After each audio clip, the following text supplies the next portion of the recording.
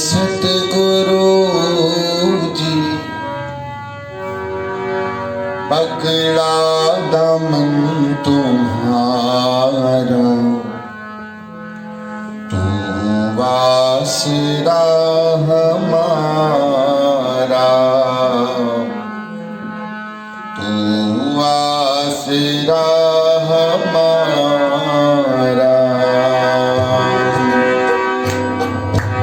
हमने तो सतगुरु जी पकड़ा दामन तुम्हारा, तू आसरा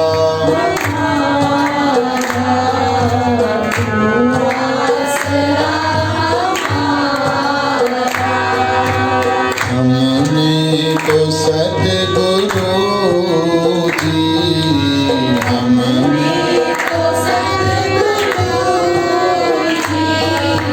पकड़ा दामन तुम्हारा, तू आसरा हमारा।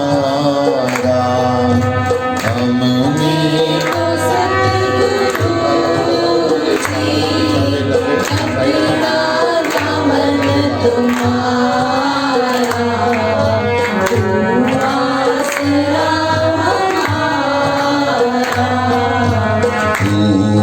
आसरा हमारा,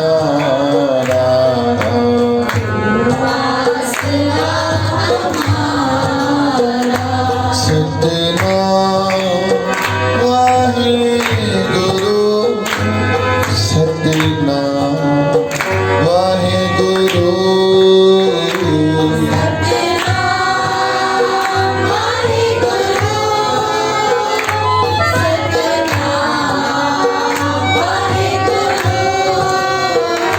सतनाम वाहेगुरु, सतनाम वाहेगुरु,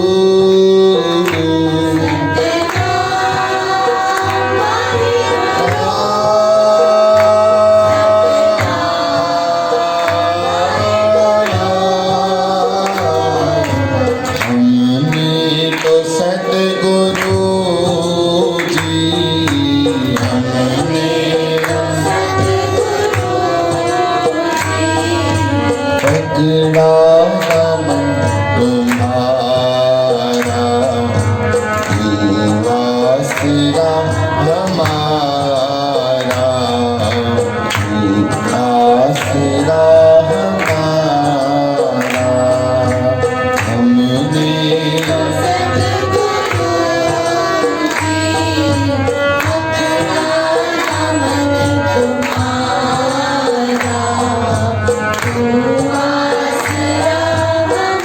सारे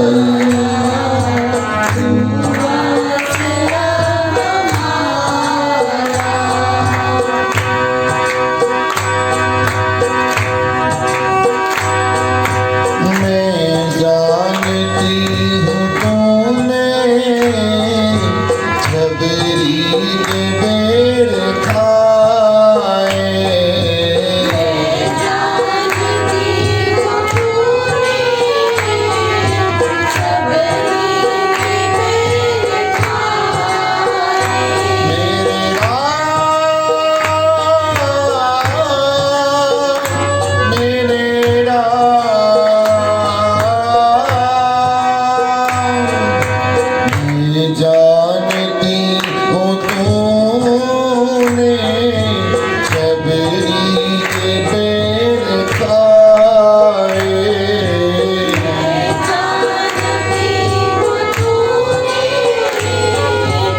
छबरी के बेर खाए,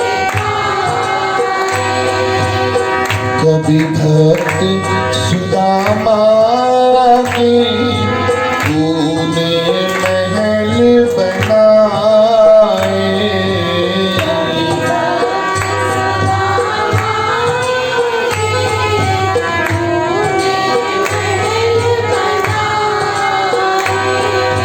कभी भक्त सुदामा के तूने महल बनाए,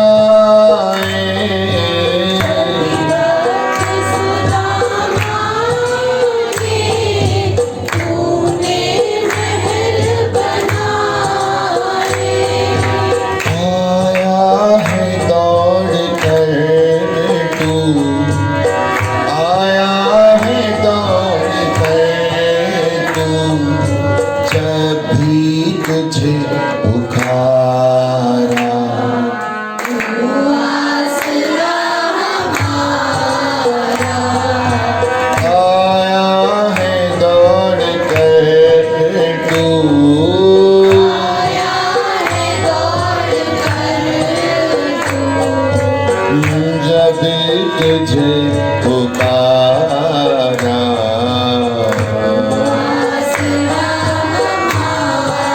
प्यार साचो हमने तो सतगुरु जी,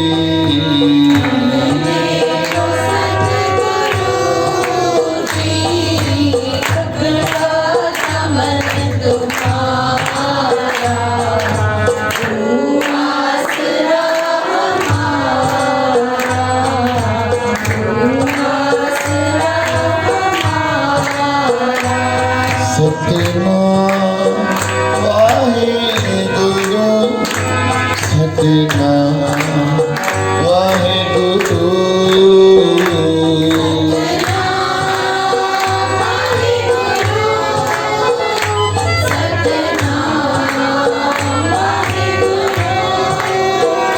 सतनाम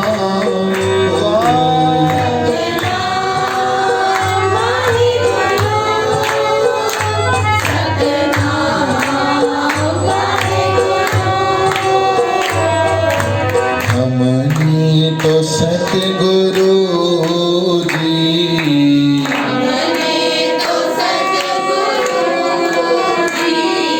पकड़ा दामन तुम्हारा, तू आसरा हमारा, पकड़ा दामन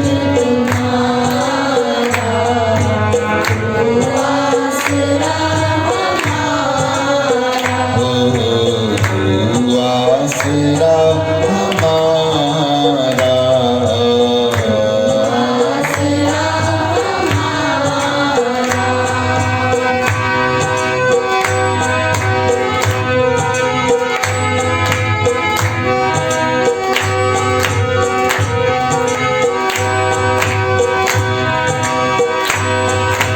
ओ मेहर करने वाले, हम पे भी मेहर कर दो।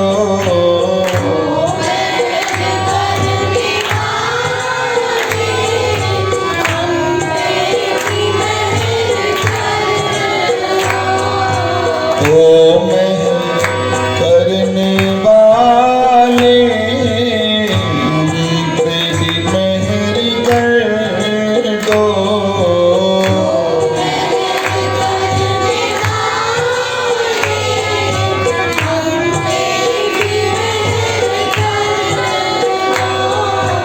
करके नजर दया की, दीनों की झोली भर दो।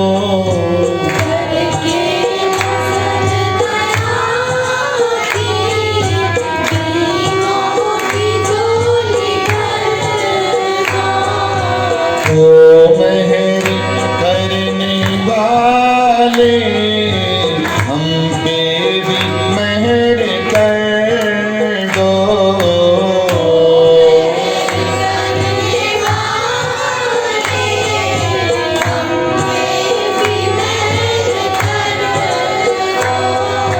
करके नजर दया की, दीनों की झोली भर दो।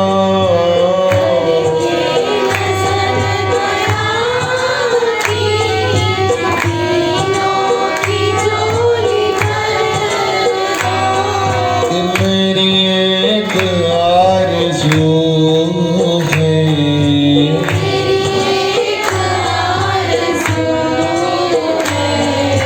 मेरी एक आरज़ू है,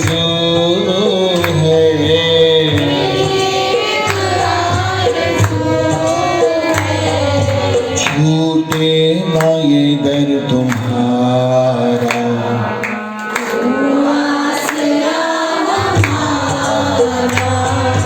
छूटे ना ये दर तुम्हारा।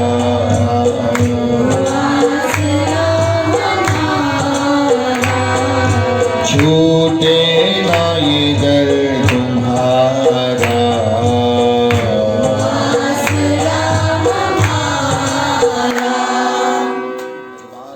छूटे ना ये दर, तो भी कोई बड़ा सौभाग्य भाग्यशाली होता है। हमें तो कभी कभार बड़ा आश्चर्य भी होता है। यद्यपि ध्यान से सुनिएगा, अपने स्वार्थ के लिए हर कोई दूर दूर तक जाता है। आप सब सुन रहे हैं? अपने निजी स्वार्थ के लिए हर कोई दूर दूर दराज तक जाता है, पर परमार्थ के लिए, सत्संग के लिए, एक संतों के लिए और संगत के लिए कोई इतनी जब दूर दूर से आता है तो हमें ये एक ऐसा लगता है भगवान की कृपा है, ईश्वर का करम है। 103 से आने वाले, त्रिवेणी से आने वाले, गोपाल बाग से आने वाले, परस्पर नगर से आने वाले, मिश्र नगर से आने वाले, और जो ओल्ड एज आते हैं, जो बुजुर्ग हैं, वो अगर पास से भी आते हैं तो हम सबसे ज़्यादा दूर से वो ही आते हैं, क्योंकि उनको शारीरिक कष्ट है, जो कि घर के घर में इधर से लेकर उधर तक नहीं जा पाते। वो पैदल चल कर आकर यहाँ पर बैठते हैं। ये सबसे दूर से आना है। एक बहन जी आती हैं सुबह को, दूसरे माले से उतरती हैं। आप कभी उनको उतरते और चढ़ते वक्त देख लो तो आपके मुख से उनको निकल जाएगा कि आप घर भले विश्राम करो, पर उनको चैन नहीं आता, नहीं कि भाई मैं सत्संग पर जाऊं, भगवान के भी दर्शन करूं, संतों के भी दर्शन करूं। भाई मनुष्य जन्म मिला है, कम से कम वृद्ध अवस्था में तो अपने जीवन को सफल किया जाए। कहिए जय श्री कृष्ण। तो एक लगता है ये शायद प्रभु परमात्मा का बहुत बड़ा करम रहम है जो जुड़े हुए हैं भगवान से। ध्यान से सुनिएगा, स्वार्थ के लिए तो व्यक्ति न जाने कहाँ कहाँ जाता है, सुविधाएं भी मिलती हैं, कहिए जय श्री कृष्ण, पर असुविधाओं के होते हुए पहुंचना ये उसका बहुत बड़ा कर्म है। तो इसलिए मेरी एक आरजू है, आरजू का मतलब होता है तमन्ना, इच्छा, और तहे दिल से इच्छा है, मेरी एक आरजू है कि छूटे ना ये दर तुम्हारा, किसी भी हालत में आपका ये दर न छूटे। गौर से सुनिएगा, इते इते इते इते, कहिए जय श्री कृष्ण, कहिए हरे राम, कहिए सतनाम। गुरु नानक देव जी महाराज, एक बार की बात है, पीपल के पेड़ के नीचे बैठे थे।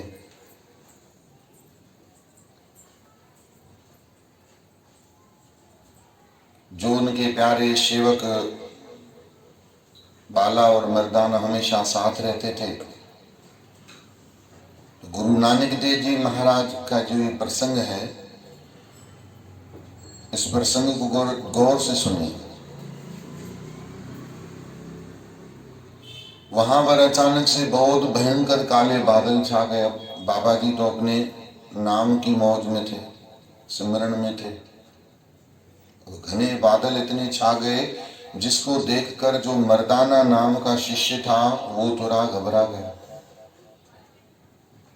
उसने गुरु साहब की तरफ देखा तो भगवान जी अपने ध्यान अवस्था में थे। जो उनकी सूरत थी, उनकी तार थी, वो करतार से जुड़ी हुई थी।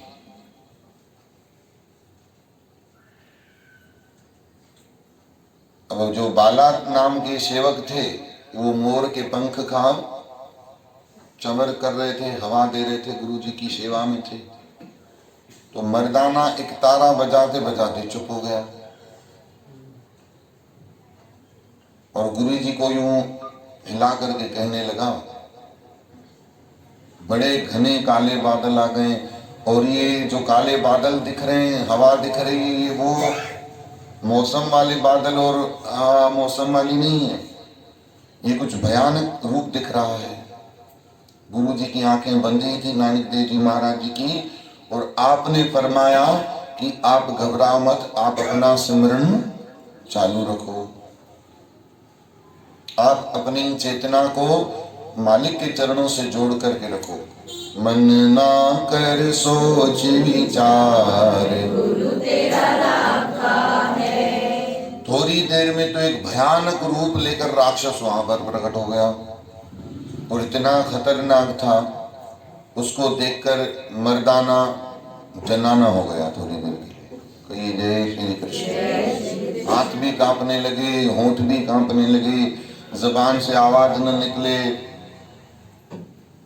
गुरु नानक देव जी महाराज आंखें खोलकर देखकर उस भूत को, राक्षस को देख करके बड़े मुस्कुरा रहे थे।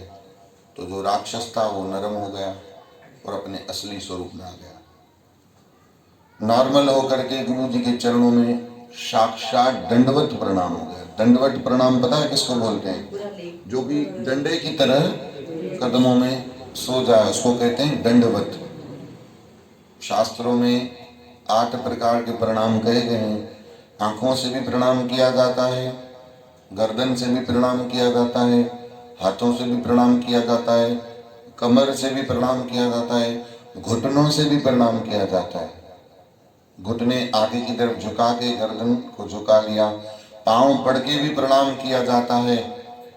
और ढोक दे करके कैसे प्रणाम किया जाता है? घुटने और सर दोनों टिकाए, और एक आखिरी प्रणाम पूरा डंडे की तरह सो करके प्रणाम किया जाए। और सबसे बढ़िया एक प्रणाम है आलसियों के लिए, न पलकें झुकाओ न हाथ जोड़ो, बस मन में ही प्रणाम कर दो। कहिए जय श्री कृष्ण। वो प्रणाम किसी को सीखने की जरूरत नहीं, ऐसे ही कर लेता है। तो गुरु नानक देव जी को अडोल देख करके वो बड़ा हैरत में पड़ गया। अडोल मतलब स्थिर। कहा कि मेरे जैसे राक्षस को देख करके इन महापुरुष के जीव में जरा सी भी विचलितता न आई। आप कभी कभी खुद को परखा करो। कभी सुखमनी का पाठ होता है, कोई दूसरा इवेंट होता है और कोई नए लोग आते हैं, माथा टेकते हैं, तो आपका सारा ध्यान कैसे उधर की तरफ चला जाता है।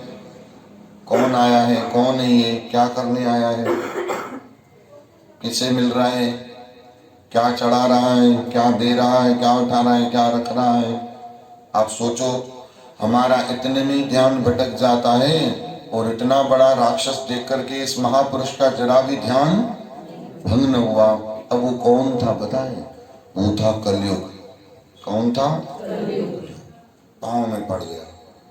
बोले महाराज, आप जैसी स्थिरता अभी तक की मैंने किसी जीव में नहीं देखी है। मैं आप पर बड़ा प्रसन्न हुआ हूं और मैं कलयुग हूं।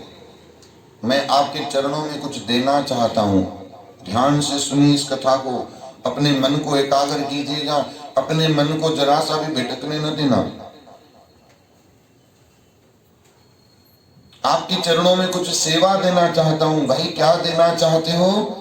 तो गुरु नानक देव जी को उसने ऑफर दिया है।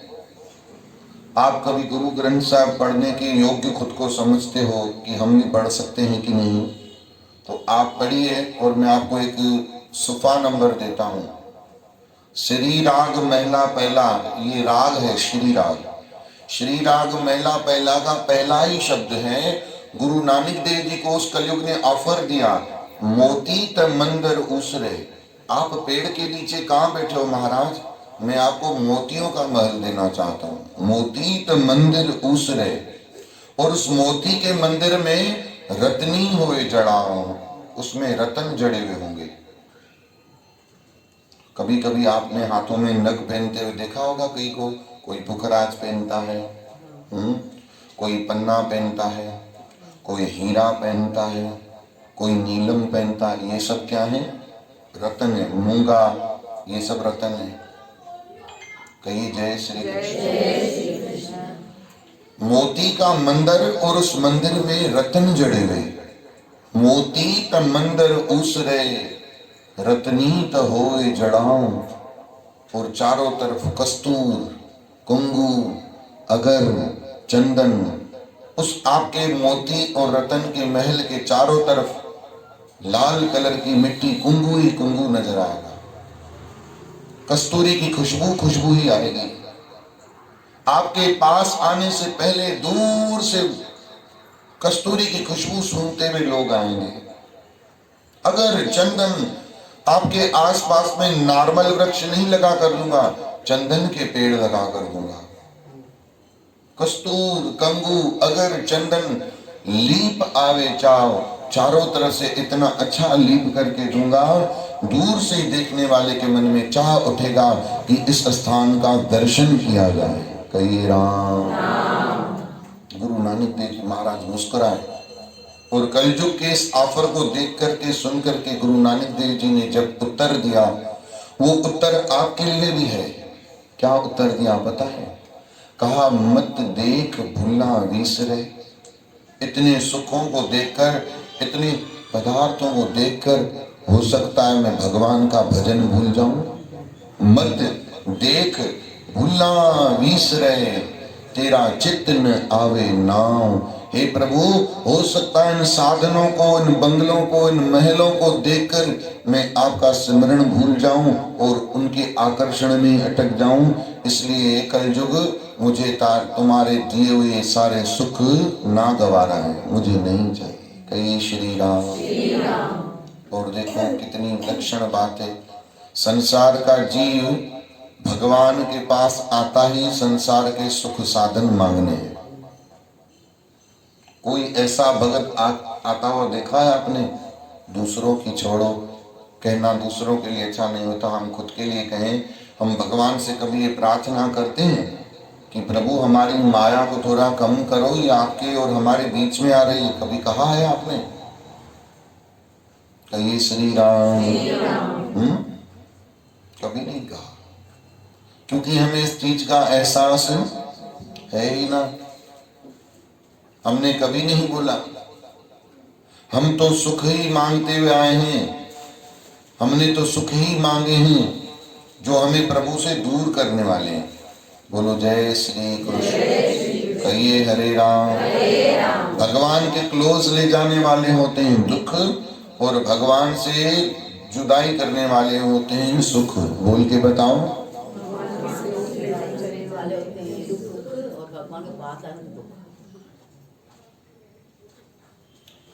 पांडवों को जब भगवान श्री कृष्ण जी ने राज लौटा कर दिया, सब व्यवस्थित हो गया, कौरव सब मृत्यु हो गए, राजे महाराजे सन्यासी हो गए। अब पांडवों की माता जो कुंती थी, वो कृष्ण भगवान की रक्त में बुआ लगती थी।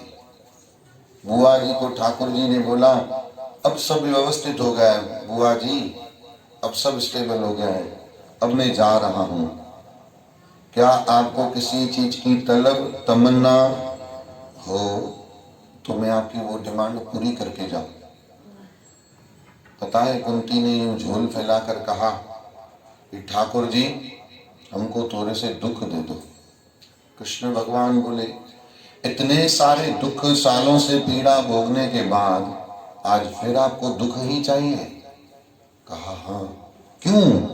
कहा कि आप हमारे साथ थे ही तभी क्योंकि दुख थे। अब हमको वापस राज्य मिल गया, सुख मिल गया, तो आप हमें छोड़ करके जा रहे हो।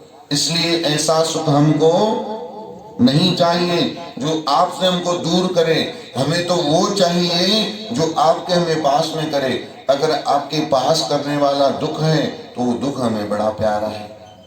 अगर आपसे दूर करने वाला सुख है तो ऐसे सुख को मैं त्याग करती हूँ। कहिए श्री राम। कहिए जय श्री कृष्ण। आज भरी दोपहर मध्याह्न काल के वक्त एक बहन जी बड़ी प्यारी, मालिक के चरणों की प्यारी, वो हमें कहीं कि आज एकादशी है, हम आपको साबूदाने की टिकिया खिलाने की सेवा करेंगे। हमने कहा बहुत अच्छी बात है, पर अफसोस है बाद में क्या होगा। कहिए जय श्री कृष्ण। तो बोली इसका मतलब क्या है? हमने कहा आपका घर बन रहा है पास में रेजर टाउन में, कैसे आवन जावन होगा। कहिए श्री राम। जोर से बोलो जी। कहिए हरे राम। एक सुख तो मिल जाएगा कि घर थोड़ा और बड़ा हो गया, व्यवस्थित जगह पे कहीं स्टेबल हो गए। कहिए जय श्री कृष्ण। सुख आया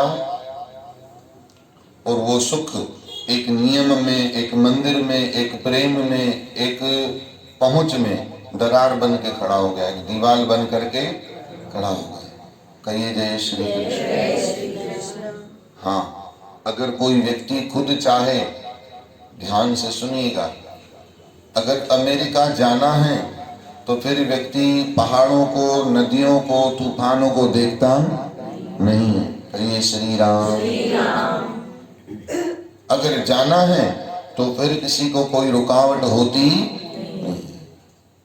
एक बहन जी आ रही थी, परसों की बात है, तो वैसे गाड़ी पर आती हैं रोज, तो हमने देखा पैदल आ रही, तो हमने कहा आप पैदल आज हमारी गाड़ी ले जाओ, हम पीछे पीछे आ जाएंगे, बच्चा भी साथ में। तो बोले नहीं। हमने कहा क्या हुआ गाड़ी को? तो बोले खराब हो गई थी गाड़ी और घर वाले कह रहे थे आज गाड़ी नहीं है तो मत जाओ। कहिए श्री राम। तब हमने कहा अगर डॉक्टर का अपॉइंटमेंट होता तो हमको रोकते क्या? वो बहन जी बता रही थी अपने परिवार वालों के लिए कि हमें कह रहे थे गाड़ी आज नहीं है तो सत्संग पर मत जाओ, तो हमने अपने घर वालों को बोला कि डॉक्टर का अपॉइंटमेंट होता और मैं कहती कि आज गाड़ी नहीं है तो घर वाले ही बोलते इतनी दूसरी गाड़ियां हैं वो करके ओला करके चले जाओ, अपॉइंटमेंट लिया है तो सत्संग के लिए मना क्यों? सत्संग के लिए क्यों रोकते हो? आप कभी देखिएगा, गौर फरमाइएगा, अगर आपको एकादशी का व्रत है और आपको एसिडिटी हो रही है और आपने किसी को बोल दिया कि अरे आज एकादशी का व्रत है, थोड़ा सा एसिडिटी हो रही है, तो आपको 10 जने बोल देंगे फिर क्या जरूरी है 11 का व्रत रखने की, खा लो कुछ नहीं होता, भगवान सब देख रहा है। कहिए हरे राम। जोर से बोलना पड़ेगा। भगवान के व्रत में आपको 10 जने रुकावट डालने वाले मिल ही जाएंगे, निश्चित रूप में मिल जाएंगे। कहिए श्री राम। और आप जिस दिन एकादशी नहीं है, समोसा कचौड़ी खा रहे हो, उस वक्त आपको 2 जने बोलने आएंगे देखो इतनी तुमको एसिडिटी है फिर भी समोसा कचौड़ी खा रहे हो, क्यों खा रहे हो जब एसिडिटी है? तो आप सब समझ रहे हो? कहिए हरे राम। ये दुनिया की उल्टी चाल है, इसको समझ लो। ये कलयुग करवा रहा है सबसे। कहिए जय श्री कृष्ण।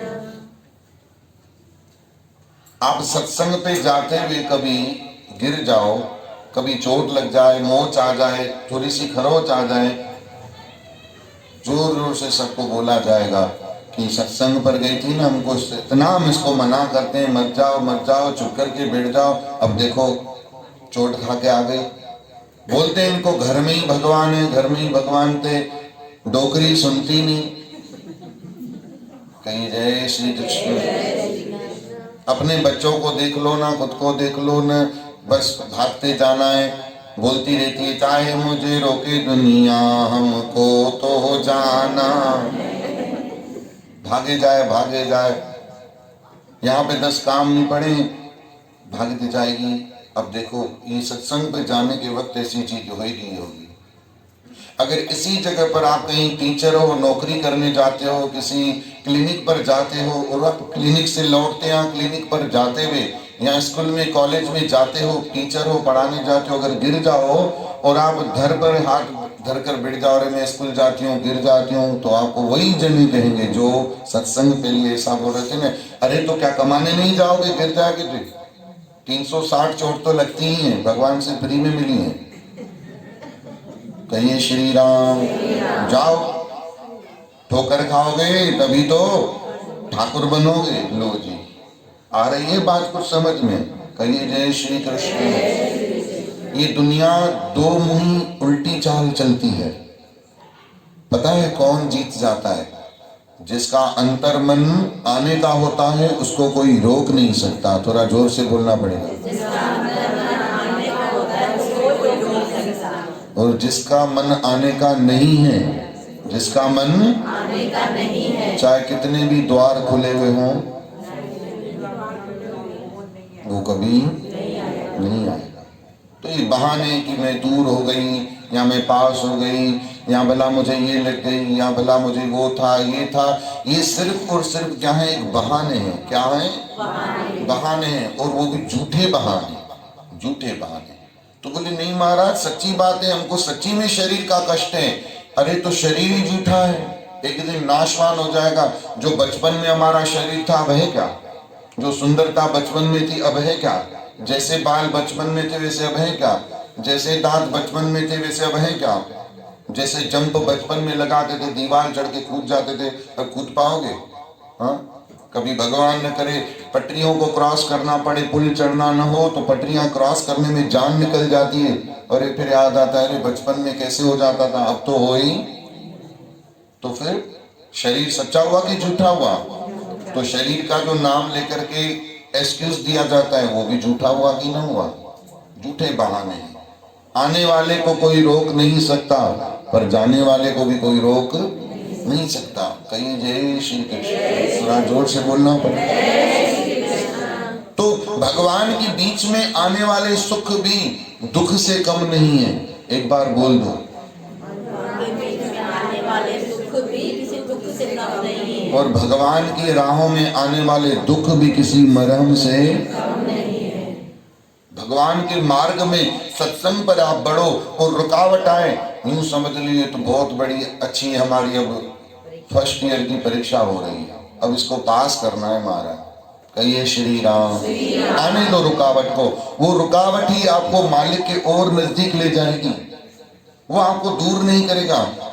वो हाँ परीक्षा लेकर के आपको परखता है कि देखूं उसका धैर्य कितना है, ये मुझे छोड़ तो नहीं दे रहा। कहिए जय श्री कृष्ण, थोड़ा जोर से बोलना पड़ेगा, प्यार से बोलना पड़ेगा। कहिए हरे राम, कहिए सतनाम, कहिए जी वाहेगुरु।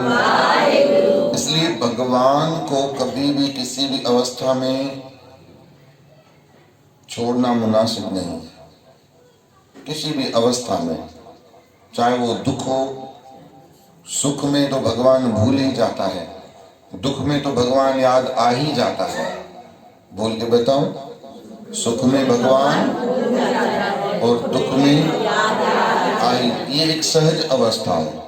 क्या है? तो आप कहाँ हो फिर? आप कहाँ? आप तो तब हो ना जब सुख में भी उसको न भुलाओ और दुख में भी न छोड़ो। दुख आए तो ना घबराना, सुख में उसको भूल न जाना। दुख आए तो ना घबराना और सुख आए तो भूल न जाना। कहिए श्री राम, कहिए हरे राम, कहिए सतनाम।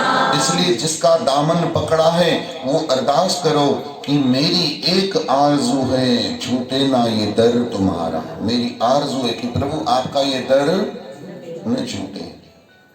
द्वारकापुरी आश्रम में सत्संग होता है, वहाँ पे एक बहन जी हैं, वो अपने बच्चों, उनके बच्चों ने बोला भाई अब थोड़ा घर कहीं और बनवाएं, दुकानें दूर दूर हैं, बिजनेस दूर है, तो आने जाने में बड़ा पेट्रोल का खर्चा हो रहा है, चलो वहीं चल के रहते हैं। तो उस माँ ने अपने बच्चों को कहा कि चलो मुझे खर्चा कितना दोगे वहाँ पर? यहाँ पर तो तुम्हारे पिताजी हमारे नाम प्रॉपर्टी करके गए, बोलोगे जरूर कि इसको बेचो तो वहाँ पे लोन का खर्चा कम आए, तो वहाँ पे खर्चा कितना दोगे माँ को?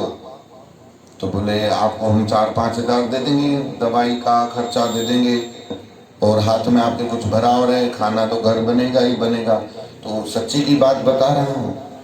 उस बहन जी ने अपने बच्चों को कहा कि तुम हमको 5 हज़ार यहाँ पहुँचा जाओ, 5 लाख मैं आपको देती हूँ, उसका ब्याज समझ लो कि मुझे तुम दे रहे हो, ये मकान में बेचूंगी नहीं। और जो मेरा नियम बना हुआ है, हमारे मंदिर में रोज आती है, जो हमारा नियम बना हुआ है, ये हम नियम वही का वही रखेंगे।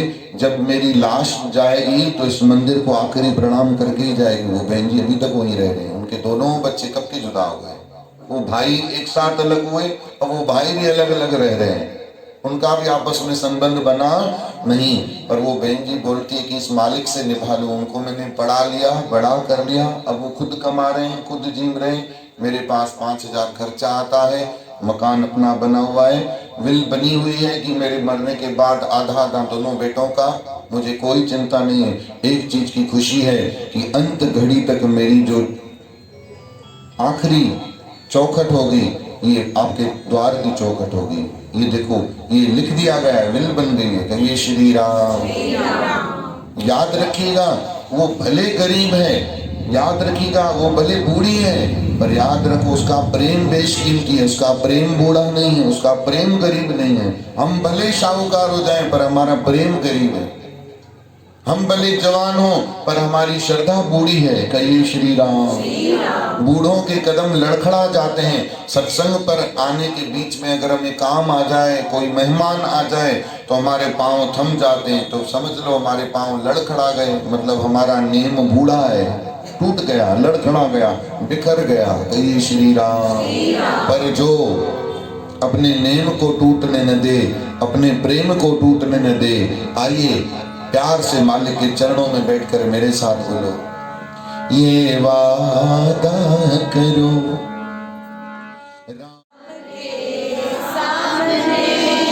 कभी डरिए गुरु का छोड़ेंगे नहीं।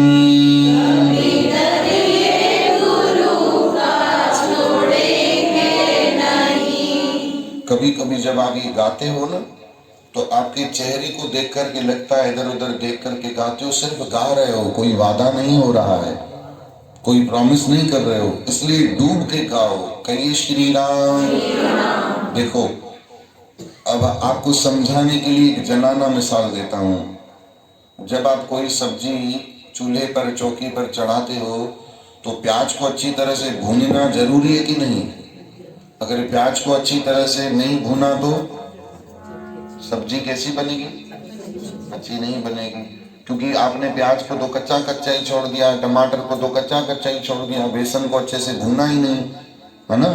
इसी प्रकार से अगर आपने भी दिल से, श्रद्धा से गाया नहीं तो समझ लेना भजन भी सब्जी की जैसा कच्चा कच्चा ही रह जाएगा। कहिए श्री राम। बड़े दिल से गाइए, ये वादा करो राम के सामने, ये वादा करो राम के सामने, कभी डरिए प्रभु का छोड़ेंगे नहीं, कभी डरिए प्रभु का छोड़ेंगे नहीं।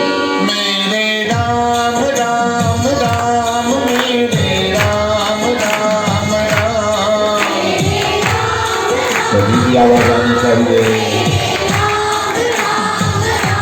सीता राम राम राम, जय जय राम राम राम।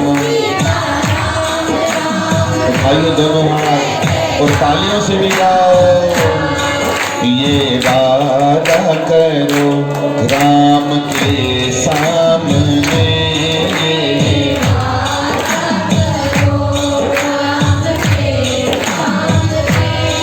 कभी डरिए प्रभु का छोड़ेंगे नहीं,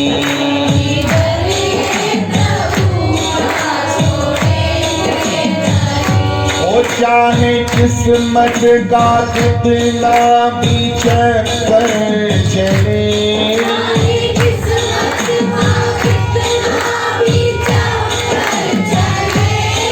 दुनिया का सहारा मिले ना मिले,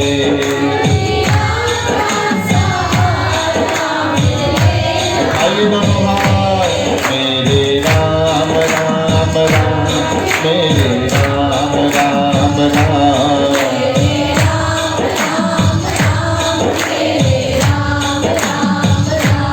चाहे किस्मत का कितना भी चक्कर चले,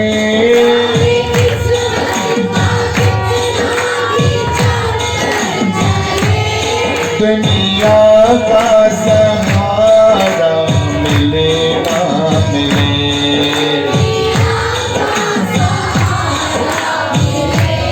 और करो बड़ा दिल, चाहे रोते मिले, चाहे सोते मिले, चाहे रोते मिले, चाहे सोते मिले, हम तो फिक्रत कभी करेंगे नहीं, हम तो फिक्रत कभी करेंगे नहीं, ये वादा करो राम के सामने,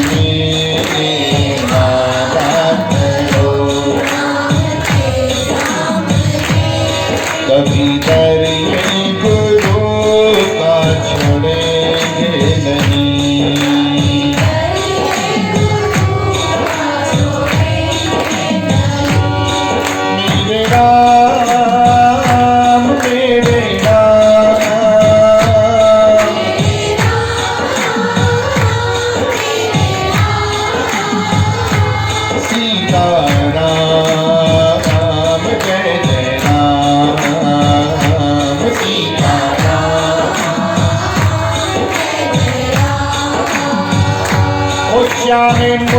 पर ज़माना यूं हंसता रहे,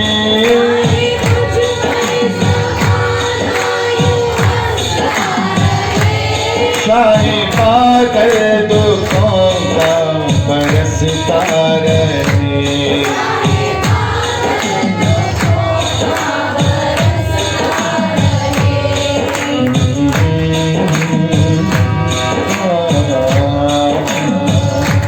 चाहे मुझ पर ज़माना यूं हंसता रहे, चाहे बादल दुखों का बरसता रहे, चाहे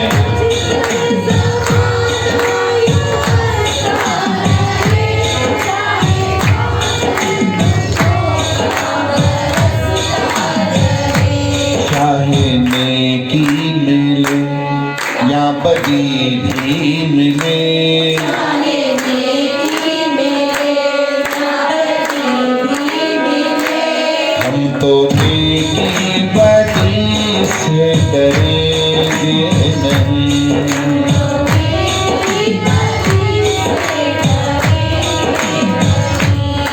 जरूरी ना समझना कि आप सत्संग पे आने लगे तो लोग आपकी तारीफों के पुल बांधेंगे। याद रखना, 4 जने तारीफ करेंगे तो 8 जने निंदा भी करेंगे। कहिए श्री राम। क्या बोलेंगे कि देखो अब बड़ी भक्ति प्रिया बन रही है, पहले अड़ोस पड़ोस में लड़ती थी, बैठती थी, घूरती थी, राम राम भी नहीं करती थी, अब 4 दिन की चांदनी फिर अंधेरी रात रास्ते में सबसे हरिओम प्रणाम करती जा रही है। देखना 4 दिन के बाद असली रूप ना आ जाए सामने तो बोलना। तो उस वक्त अपने मन को बिठाना मत, पहले ही स्वीकार करके चलो कि अगर बाजार में बगिया में फूल लेने जाओगे तो सिर्फ फूल नहीं, थोड़े से शूल भी मिलेंगे। कहिए श्री राम। याद रखिएगा, उन शूलों को भी स्वीकार करना है। फूल है नेकी और शूल है निंदा, बदी मिलेगी मिलेगी। कहिए जय श्री कृष्ण। पर मैं आपको एक बात कहूँ, न बदी से डरो और न नेकी से खुश हो। ये दोनों 4 दिन की चांदनी फिर अंधेरी रात है। नेकी भी लोग कितने दिन करेंगे, हाँ कितने दिन करेंगे। हम कोई भगवान तो है नहीं, भगवान की लोग निंदा करने लग जाते हैं, उनको भगवान से ही, भगवान के लिए ही बोलने में देर नहीं लगती। कहिए श्री राम। अभी कोरोना आया तो सबने किसे, हे भगवान क्या कर रहे हो? भगवान बोले तू मुझसे बड़ा हो गया, आजा भाई बैठ जा, मैं नीचे आ जाता हूँ। कहिए जय श्री कृष्ण। भगवान की निंदा हो जाती है, हम तो बंदे हैं, होगी ही सही। नेकी भी 4 दिन होगी फिर बदी होगी। याद रखिएगा, नेकी और बदी भी झूठ ही है, सच्चा तो है प्रभु का प्यार।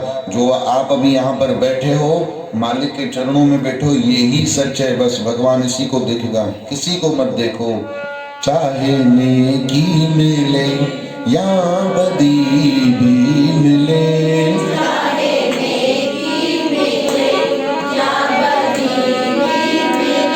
हम तो नेकी बदी से डरेंगे नहीं।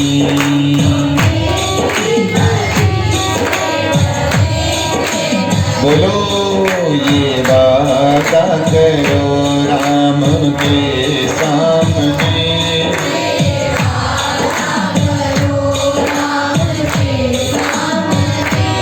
कभी करिए गुरु का छोड़ेंगे नहीं।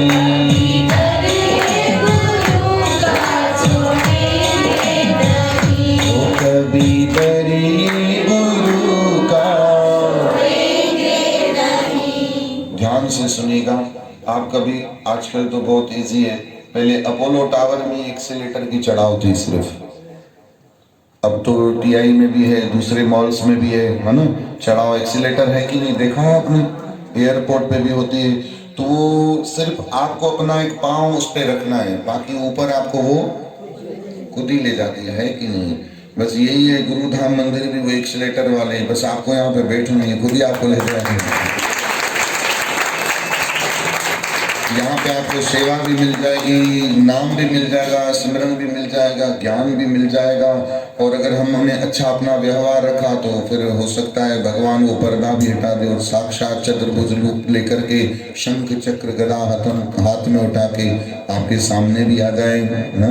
तो हमारे ऊपर है, बस इस एक्सीलेटर को कभी छोड़ना मत, इस चढ़ाव से कभी अपने पाँव को हटाना मत। आपको कुछ भी नहीं करना है, जैसे नाव में सिर्फ तैरने वाले को कुछ करना नहीं है, सिर्फ उसको क्या करना है, बैठना है। कहिए श्री राम। तो बस यही है, ये वादा करो राम के सामने, कभी डरिए प्रभु का छोड़ेंगे नहीं। ये वो द्वार है जो आपको जरूर पार उतारेगा, इस पार से उस पार ले जाने का काम करेगा। तो आइए, माघ का पवित्र महीना चल रहा है, उसकी कथा आरंभ है। आज एकादशी का व्रत भी है, तिथि भी है। तो एक बार जोरदार जयकारा लगा